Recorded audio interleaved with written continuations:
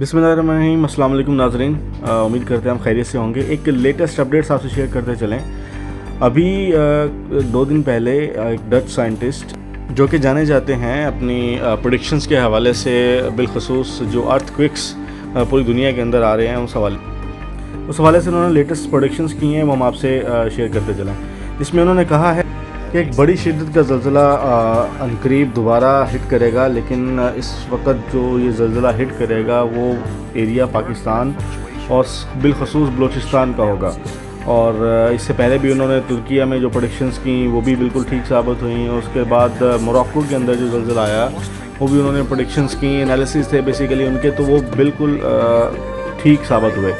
तो ये प्रेडिक्शन वो तकरीबन 22 सितंबर से कर रहे हैं कि उनका आइडियली 2 अक्टूबर तक का आइडिया था कि 2 अक्टूबर तक जो है ये ज़लज़ला जो है ये हो सकता है, बलूचिस्तान के अंदर आ सकता है या स्पेसिफ़िकली उस पट्टी के अंदर आ सकता है जो वो इंटीमेट कर रहे हैं।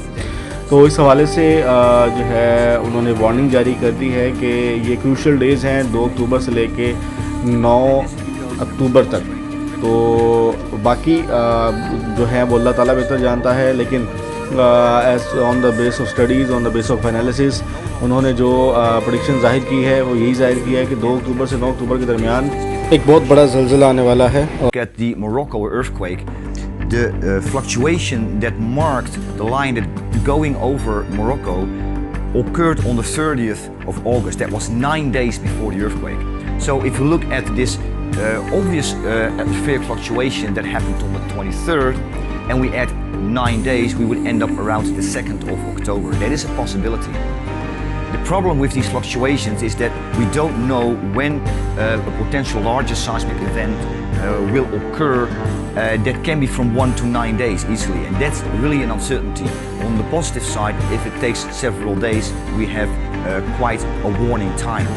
But we do not know exactly when it will happen, so we rely on the planetary geometry, which was of course more critical. We had 2 planetary conjunctions on the 22nd and also on the 25th. Unfortunately, there were 3 days in between, which makes things uncertain. If the 2 planetary conjunctions would have occurred in a convergence, then we really could have isolated 2 or 3 days that would be the most critical. That was not the case. The planetary conjunctions were spread out over 3 days. So we had this critical time frame from the 26th to the 28th. We had the clustering that we initially anticipated. So we have to look at the planetary and lunar geometry that we're going to have in the next time frame. That is up until October 8th. Today we have a full moon, but that really stands on its own basically. But we're going to have critical planetary geometry in a sequence, more or less. We have 4 right angle, that is from the 29th to the 2nd of October. That is a series of planetary right angles, and we will have a culmination of electrical charge coming from this planetary geometry, and this may end up with larger seismic activity, most likely around the 2nd of October, give or take 1 day. But this sequence of right angles is not the only critical geometry that we have. We have planetary conjunction Sun, Venus, Jupiter tomorrow, and that will converge with this right angle Sun, Mercury, Mars also on the 30th, and we have a lunar conjunction with Mars also on the 30th. So we have a lot going on, convergence of critical planetary and lunar geometry. It's only one planetary conjunction, but we have right angle geometry sequence from the 29th to the 2nd, and that probably culminates, and we may see a stronger seismic activity reaching mid-6 magnitude, maybe larger if we approach the 2nd of October. As you can see on this SGI graph, we have 4 planetary conjunctions, and again they are spread out over the week. So we have Sun, Venus, Jupiter tomorrow, later tomorrow, and then on the 2nd of October, and there we see a clustering of critical planetary geometry, and there right in the middle we have Mercury, Earth, Neptune in a conjunction. And like I said, because of the critical geometry that we have in the coming days, this may culminate towards that planetary conjunction on the 2nd, around the 2nd, 1st, 2nd, 3rd of October, where we could see the larger seismic activity. And then also 2 more planetary conjunctions, like I said, spread out over the week. Mars, Venus, Jupiter on the 4th, and also Mercury, Sun, Saturn, and that will be on the 7th. So there's no clustering of planetary conjunctions.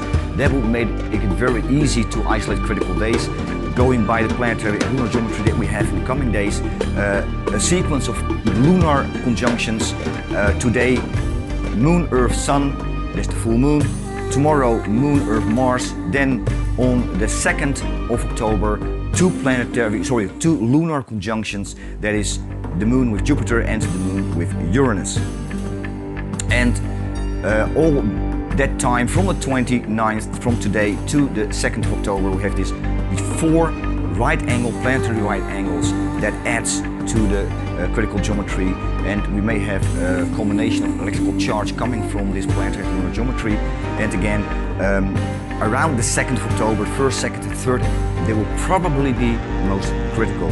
But it also depends on the condition of Earth's crust, whether or not we're going to have larger seismic activity. We may see a clustering of stronger seismic events approaching magnitude 6, but going by this geometry, we're probably going to have stronger seismic activity in the coming days. Mid 6, higher 6 possibly, and maybe also magnitude 7 earthquake.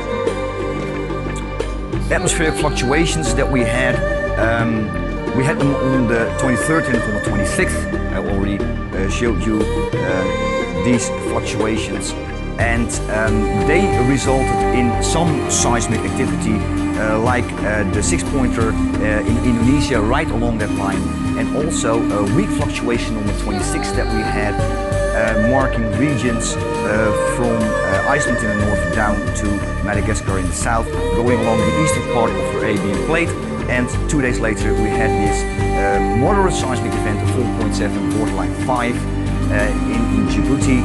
People are not really used to feel shaking in that area. But like I said, in February, with the big earthquakes in Turkey, the stress distribution along the Arabian Plate has changed, and we may see tremors, not necessarily big, but also be small tremors in areas where we usually do not see them, or not often.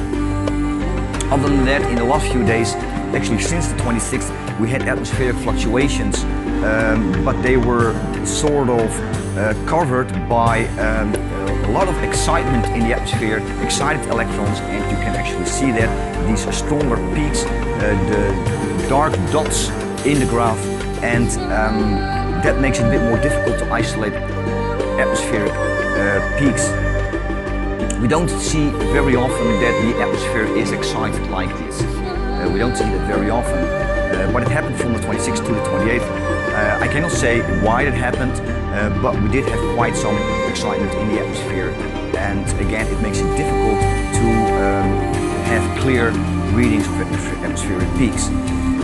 Always check out the website for the latest updates, also atmospheric fluctuations and potential regions where larger seismic activity may occur. I must add here that not every larger seismic event will announce itself through the atmosphere before it happens. Stay safe. Until next time.